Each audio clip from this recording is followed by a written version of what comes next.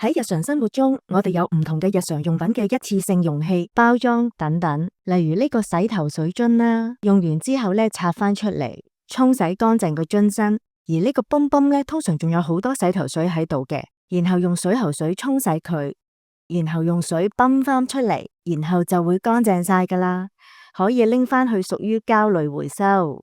跟住第二樣咧就係精油樽啦，個瓶身咧係屬於玻璃嘅。我哋可以用水或鹼液沖洗乾淨，然後每個樽蓋咧要分3部分拆出嚟。呢個係屬於玻璃回收。樽蓋頂係屬於橡膠，樽蓋係屬於塑膠，橡膠就不能回收。而呢個樽蓋咧係屬於膠類回收嘅。